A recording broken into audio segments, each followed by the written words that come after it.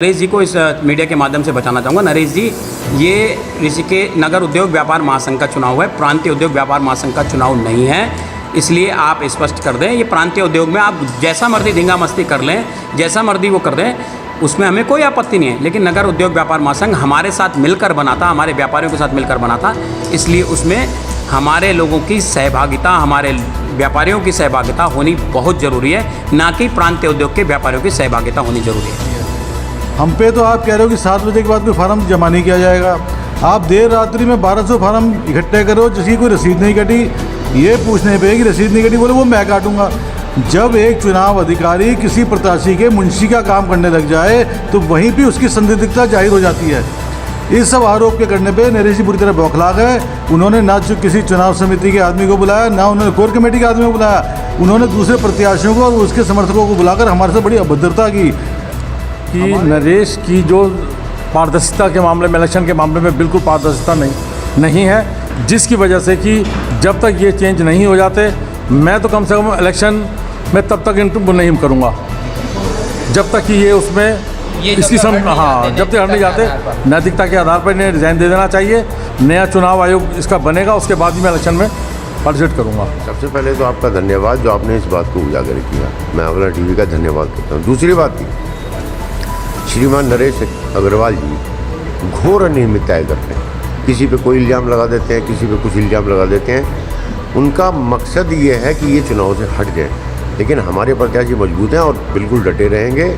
चुनाव होगा, 10 ही तारीख को किया जाएगा चुनाव। अगर ये तैयार होंगे तो कर लेंगे चुनाव। हाँ, अनियमितताएँ हम बर्दाश्त नहीं करेंगे। हमारे चुनाव अधिकारी की भूमिका है वो 100% संदिग्ध है, उसमें पारदर्शिता बिल्कुल नहीं है, क्योंकि कोई भी इस तरह से बंडल के बंडल चुनाव जो डेट लास्ट थी उस दिन रात को 12 बजे कोई भी इस तरह के फार्म नहीं ले सकता।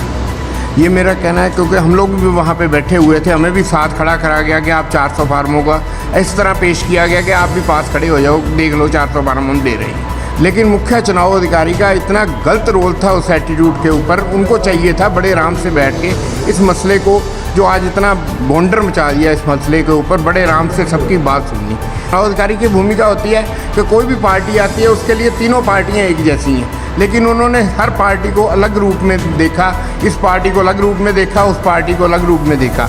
जब हमारी इन सभी साथियों की, क्योंकि आज ये कोर कमेटी की मीटिंग हो रही है, तो इसमें कोर कमेटी में भी मैं मेंबर हूँ, तो मैं इनमें यही कहा जा रहा है कि इसके चुनाव के जो भी अधिकारी हैं इसको एक बार लंबित किया जाए और उसके बाद नए सिरे से चुनाव की सारी प्रक्रिया को लिया जाए।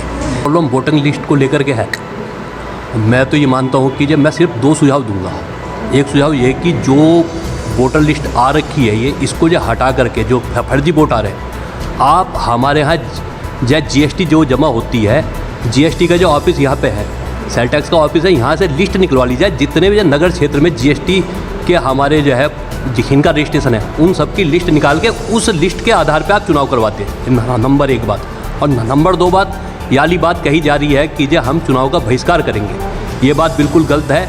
हम चुनाव में हर रूप से शिरकत करेंगे, ये पूर्ण रूप से दावे के साथ करेंगे। आज नगर उद्योग व्यापार महासंघ की जो है संचालन समिति की चर्चा बैठक थी, जिसमें उन्होंने जो है मुख्य चुनाव अधिकारी नरेश अग्रवाल पे गंभीर आरोप लगाए, अनियमितता के आरोप लगाए, एक पक्ष को समर्थन देने के आरोप लगाए हैं। फिर जब सब लोग तैयार नहीं हुए तो हम लोगों ने सोचा क्यों ना ये नगर स्तर का एक मंडल बने हैं, हम एक महासंघ महानगर स्तर पर बनाएं। नगर निगम हो गया है तो महानगर स्तर तक फिर हमने दिसंबर के माह से हमने एक महासंघ की कवायद चलाई, जिसमें हमारी एक कोर कमेटी बनी, जिसमें राजीव अग्रवाल जी, सूरज गुलाटी जी, विनोद शर्मा जी, अजय गर्ग जी, दीपक जाटव जी, नवल कपूर जी, मदन नागपाल जी, अंशुल अरोड़ा जी, अखिलेश जी और राजेंद्र सेठी जी, तमाम यशपाल पंवार जी और बहुत सारे मनोज काल्डा जी व्यापार से, बहुत सारी संस्थाओं के अध्यक्ष और महामंत्री हमारे साथ सम्मिलित हुए। तो हम सब लोगों ने एक मेंबरशिप ड्राइव चलाया और लगभग 1300 के आसपास मेंबरशिप हम लोगों ने दुकानों पे जाकर बनवाए। और हमारा मकसद ये था कि दुकानदार वोट डाले, ना कि अध्यक्ष महामंत्री वोट डाले, डायरेक्ट चुनाव होना चाहिए।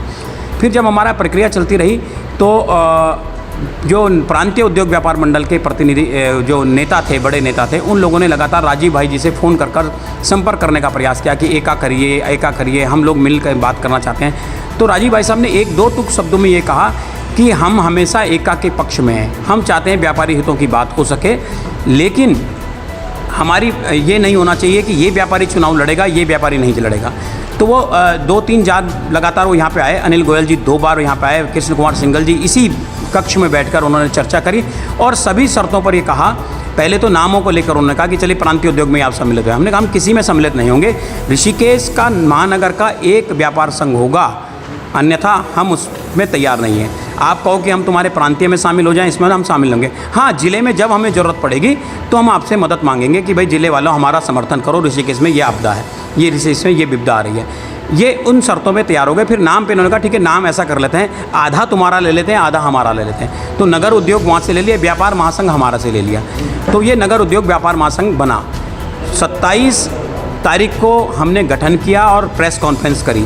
27 फरवरी को प्रेस कॉन्फ्रेंस के माध्यम से, कटिंग के माध्यम से आप जानना चाहेंगे, सोशल मीडिया में भी चला था।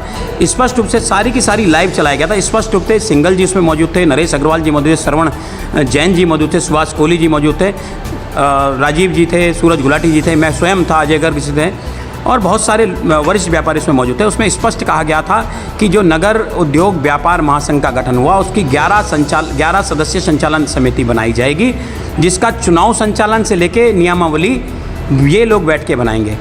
लेकिन लगातार जिलाध्यक्ष नरेश अग्रवाल जी ये बार बार आग्रह करते हैं मैं जिलाध्यक्ष हूँ। हमने कहा आप जिलाध्यक्ष हैं प्रांतीय उद्योग के, आप ऋषिकेश नगर उद्योग व्यापार महासंघ के कुछ नहीं हैं आप। फिर जब उन्होंने जिद करी तो हमने कहा चलिए आपको मुख्य चुनाव अधिकारी कोर कमेटी बनाती है। तो उनको मुख्य चुनाव अधिकारी बनाया, जिसमें सह चुनाव अधिकारी 4 लोग बनाए गए, जिसमें राजेंद्र सेठी जी, विनोद शर्मा जी, दीपक तायल जी और सुरेश सूरी जी को बनाया गया। चुनाव की प्रक्रिया शुरू हुई। पहले इन्होंने 4 तारीख का चुनाव घोषित किया, फिर अचानक क्या ऐसा हुआ कि आपने उसकी 10 तारीख की डेट बढ़ा दी। 10 तारीख की डेट बढ़ा दी। कानून में साफ साफ लिखा है कि पहले आप वोटर लिस्ट तैयार करें, उसके बाद चुनाव को घोषित करें। लेकिन यहाँ उल्टा हो रहा है, क्योंकि यहाँ धींगामुश्ती चल रही है। व्यापारियों को व्यापारियों की हितों की बात नहीं करें, केवल अपने नाम के आगे प्लेट लगाने की चल रही है। साफ स्पष्ट है कानून में कि पहले आप वोटर लिस्ट जनरेट करेंगे, उसके बाद आप चुनाव की घोषणा करेंगे। यहाँ उल्टी प्रक्रिया चल रही है, पहले चुनाव की घोषणा हो रही है और वोटर लिस्ट का अभी तक दूर दूर तक कहीं पता नहीं है। जब हमें पूर्व में पता चला तो हमारे सदस्य दीपक जाटव जी ने शिकायत करी कि आप फर्जी वोट बन रहे हैं, इसकी जांच कीजिए। उन्होंने आज तक दीपक जाटव जी के इस पत्र का जवाब नहीं दिया, जबकि उन्होंने लिखित रूप में दिया, रिसीविंग करवाई उनके ऑफिस से। क्या 26 तारीख के रात के 12 बजे तक फॉर्म लेने की कौन सी प्रक्रिया जारी है? 7 बजे तक इन्होंने हमसे कहा कि 7 बजे तक फॉर्म लिए जाएंगे। हमने इनको जैसे तैसे करके फॉर्म दिए गए। इन्होंने हमसे कहा मेल भी डाल दीजिए, हमने मेल भी इनको 9 बजे डाली। उसके बावजूद भी ये इन्होंने रात के 10:30 बजे 400 फॉर्म लिए। चलो हमें जैसे ही पता चला, हम सुबह कोर कमेटी के लोग उनसे बात करने गए। 2 प्रत्याशी हमारे साथ गए, उनसे बात करने गए। भाई साहब उस समय ये वहाँ पर नहीं थे, तो हमने वहाँ फॉर्म पड़े थे, वहाँ हमने बिटिया से पूछा, कोई बिटिया बैठी थी, उससे पूछा बेटा कितने फॉर्म होंगे? उन्होंने कहा अंकल ये 1000 या 1200 फॉर्म होंगे। राजीव जी ने पूछा उनसे, तो हमने 1000-1200 फॉर्म, हम तो 400 की शिकायत करने आए थे, यहाँ तो और ज़्यादा हो गए। फिर वो जैसे ही वो आए, आते ही साथ कि मेरे ऑफिस में कैसे घुस गए, क्यों आ गए तो मेरे ऑफिस में, इस तरह से सवाल जवाब हमसे उल्टा करने लगे। हमने कहा जी वो 400 फॉर्म, कह रहे नहीं 1200 फॉर्म। मैंने कहा 400 तो रात को लिए गए, ये कह रहे रात के 12 बजे तक मेरे पास फॉर्म आए।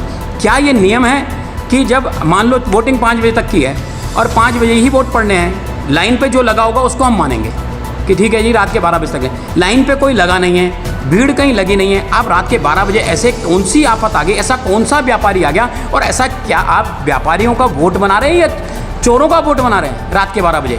फिर रात के 12 बजे चोर लोग काम करते हैं ना, रात के 12 बजे चोरों का वोट बना रहे हो आप चुपचाप से। ठीक आपने ले लिए थे, उसके बाद आपको उनकी रसीद काट के नहीं दी। जब हमने इनसे कहा रसीद दीजिए तो उन्होंने कहा रसीद नहीं है। उन्होंने कहा रसीद नहीं है। बिना रसीद के आप किसी को कैसे वोटर बना सकते हो? जब हमारा एकीकरण हुआ था 27 फरवरी को, तो उस दिन ये बात स्पष्ट रूप से तय हो गई थी कि ये नगर स्तरीय महासंघ है। इसमें किसी जिला स्तर के या किसी प्रदेश स्तर के अधिकारी का हस्तक्षेप बर्दाश्त नहीं किया जाएगा। ये केवल ऋषिकेश स्तर का ही है, उसी वही काम होगा। 26 तारीख को हमारे व्यापारियों की एक बैठक थी, जिसमें बहुत ज़्यादा संख्या में हमारे व्यापारी पहुंचे थे। उससे पहले ये सब कुछ बहुत सकारात्मक स्थिति में सब चल रहा था।